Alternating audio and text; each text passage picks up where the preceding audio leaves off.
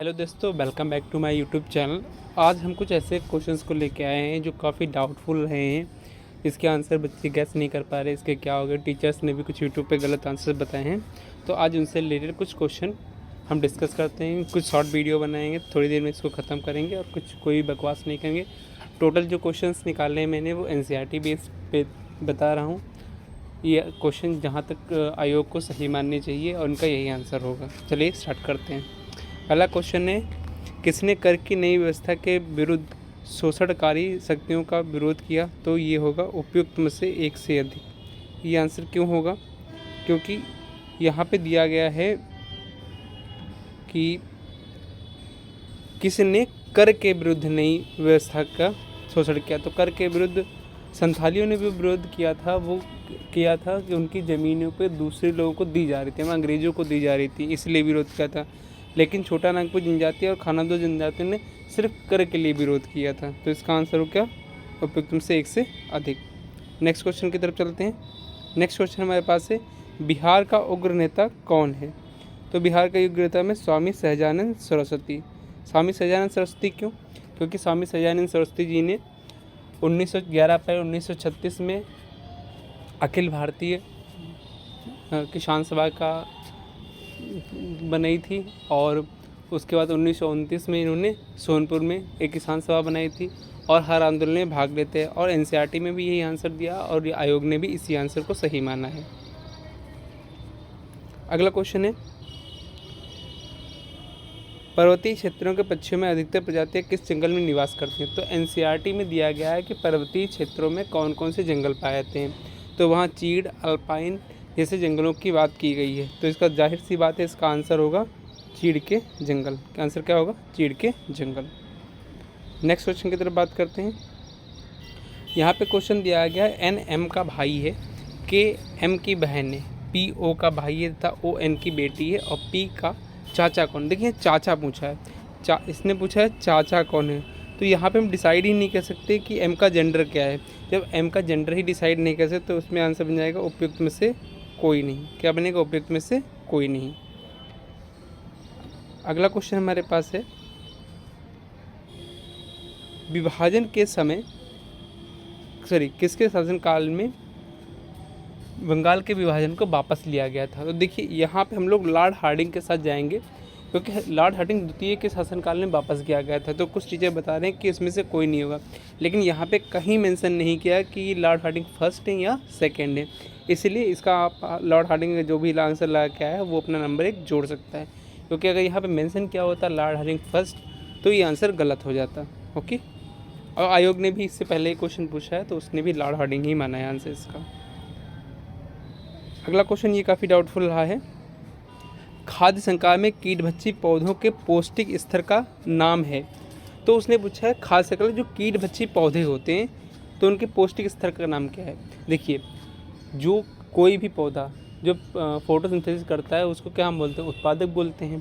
तो देखिए, कीटभक्षी पौधे क्या करते हैं? फोटोसिंथेसिस करते हैं, जिससे वो अपना खाना बनाते हैं। सिर्फ वो नाइट्रोजन की कमी को पूरा करने के लिए जानवरों को, मतलब कीटों को खाते हैं, लेकिन वो खाते नहीं है। वो उनको क्या करते हैं? उसको डाइजेस्ट करते हैं, उससे जूस निकाल लेते हैं। मतलब उसमें जो नाइट्रोजन होता है या फिर यूरिया वगैरह जो भी उनकी रिक्वायरमेंट होती है वो उससे क्या करते हैं? सक कर लेते हैं।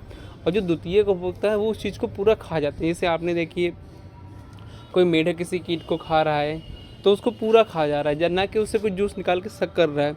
इसीलिए NCERT में इसका आंसर जो होगा वो उत्पादक होगा। क्या होगा?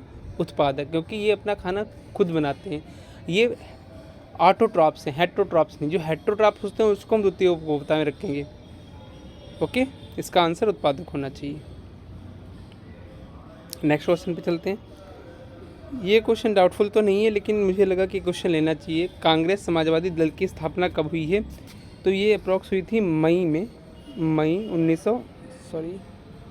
1934 में। कब हुई थी? मई 1934 में।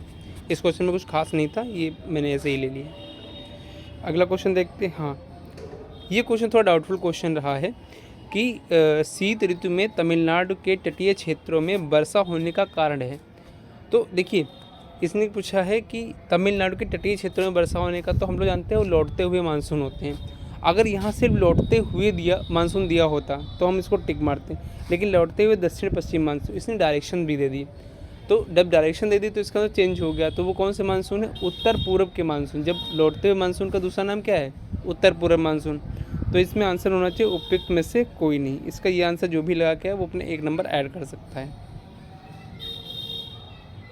अगला क्वेश्चन है, दिल्ली के लाल किले में आज़ाद हिंद फौज पर प्रसिद्ध मुकदमा कब हुआ? तो इसका कुछ टीचरों ने 1946 आंसर दिया है, जो कि बिल्कुल ही गलत है। एनसीईआरटी में साफ साफ दिया गया है कि 1944 के बाद जब इन्होंने पार्टी ने क्या किया, एक विद्रोह किया, उसके बाद इसमें मुकदमा कब चलाया गया? 1945 में, लाल किले में 1945 में। ओके, ये इसका आंसर है। मतलब सेकेंड वर्ल्ड वार ख़त्म होने के बाद इन पे क्या मुकदमा चलाया गया था। एक ये क्वेश्चन काफ़ी मुझे डाउटफुल लग रहा था, क्योंकि बच्चों ने कहा इसका आंसर क्या होगा। तो देखिए, केवल ferric oxide, hydrated ferric oxide या हाइड्रेटेड फेरिक ऑक्साइड। तो देखिए, कभी भी जंग लगती है तो उसमें वाटर मालिक्यूल वजन होते हैं। आप कभी नमी को टच करके देखिएगा तो वहाँ पे आपको जंग को टच करके देखिएगा तो वहाँ पे आपको नमी सा फील होगा। तो इसका फार्मूला आता है Fe2O3 × XH2O, जो मेंशन नहीं करे जाते हैं। हम लोग डायरेक्टली Fe2O3 लिखते हैं, लेकिन इसके साथ XH2O होता है, मतलब कुछ वाटर मालिक्यूल होते हैं। इसको बोलेंगे हाइड्रेटेड फेरिक ऑक्साइड। इसका आंसर क्या लेंगे? Hydrated ferric oxide. ये एनसीईआरटी में सही होगा और एनसीईआरटी का ही ये रेफरेंस ले रहा हूँ मैं। ये क्वेश्चन है कि कारगिल किस नदी में के किनारे स्थित है? तो ये सुरू नदी के किनारे। किसके? सुरू नदी के। जो सुरू नदी है वो कारगिल के बीच से होकर बहती है, इसलिए कारगिल जो है उसके बीच से कौन सी? सुरू नदी बहती है। ये एनसीईआरटी में साफ साफ मेंशन किया गया है, इसमें कोई भी दो राय नहीं है। इसका आंसर क्या होगा? सुरू नदी ही होगा। लेकिन कुछ चैनल बहादुर ने इसको सिंधु नदी बता दिया है, जैसे मैं नाम नहीं लेना चाहता हूँ, वो आप लोग जानते हैं कौन किसने इसको बताया। अगला है, ब्रह्म समाज का प्रभाव मुख्यतः सीमित था। देखिए, इसका आंसर एनसीईआरटी में जो दिया है वो दिया है शहरी शिक्षित वर्ग। क्या दिया है? शहरी शिक्षित वर्ग। देखिए, इसमें एक डाउटफुल ये क्वेश्चन रहता है कि बच्चों को क्या इसमें दोनों ग्रामीण और शहरी शिक्षित वर्ग नहीं हो सकता? ये वाला क्वेश्चन का आंसर नहीं होता। नहीं, ये नहीं होगा क्योंकि उसने मुख्यतः वर्ड यूज़ किया। किसका? मुख्यतः वर्ड यूज़ करने से हो गया कि ये कहाँ प्रभावित था।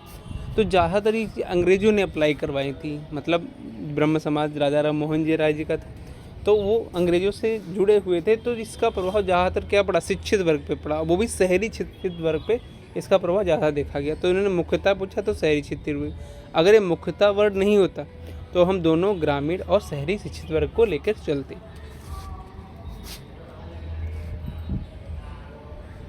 अगला क्वेश्चन है, निम्न में से बिहार में, इसने क्वेश्चन पूछा है बिहार में सबसे पुरानी नदी घाटी परियोजना कौन है? अगर वो पूछा सबसे पुरानी नदी घाटी परियोजना तो होती दामोदर नदी घाटी परियोजना, लेकिन उसने पूछा बिहार में सबसे पुरानी, तो कौन सी थी? सोन नदी घाटी परियोजना। कौन सी है? सोन नदी घाटी परियोजना। ये बिहार में सबसे पुरानी नदी घाटी परियोजना थी। अगला क्वेश्चन है, छितरे हुए वृक्षों वाले घास के मैदान कहलाते हैं, तो ये सवाना कहलाते हैं। क्या कहलाते हैं? सवाना। ये कोई खास क्वेश्चन नहीं था। हाँ, एक ये क्वेश्चन अच्छा सा है कि संविधान संशोधन ने भारत न्यायपालिका को संसद के अधीन बना दिया। तो अगर कोई चीज़ ऐड हो रही है तो ऐड होने के लिए हमने क्या देखा था? 42वां संविधान संशोधन। कौन सा संविधान संशोधन होगा हमारे पास? 42 नंबर का संविधान संशोधन होगा। कुछ भी ऐड हो रहा तो 42। ओके, अगला क्वेश्चन है हमारे पास, उल्टे एवं सीधे दोनों प्रकार के पिरामिड किसमें पाए जाते हैं? तो देखिए, उल्टे और सीधे पाए जाते हैं हमें संख्या में ही पाए जाते हैं और जीव भार में पिरामिड पाए जाते हैं। संख्या का पिरामिड आप देख सकते हैं, जैसे ट्री है, ट्री के बाद क्या हो गए? ट्री है, फिर इंसेक्ट होंगे, फिर वर्ड्स होंगी, फिर लार्ज वर्ड्स होंगी, तो इसका उल्टा पिरामिड बनता है। ठीक है, और जीव भार का पिरामिड आप कहीं भी देख लीजिए, समुद्र के अंदर जाके देख लीजिए, वहाँ पे उल्टा ही बनता है। तो उल्टे और सीधे दोनों बनते हैं, तो इसमें संख्या पिरामिड और जीव भार का। तो इसका आंसर होगा उपयुक्त में से एक से अधिक। इसका आंसर क्या होगा? उपयुक्त में से एक से अधिक। ठीक है, आज के लिए इतने ही रखते हैं। नेक्स्ट वीडियो में हम कुछ और डिस्कस करेंगे। तब तक के लिए नमस्कार। अगर आपने चैनल को लाइक और सब्सक्राइब नहीं किया है तो प्लीज़ लाइक और सब्सक्राइब कर दीजिए, और ऐसे ही वीडियोज़ आपके लिए हम लाते रहेंगे। Thank you.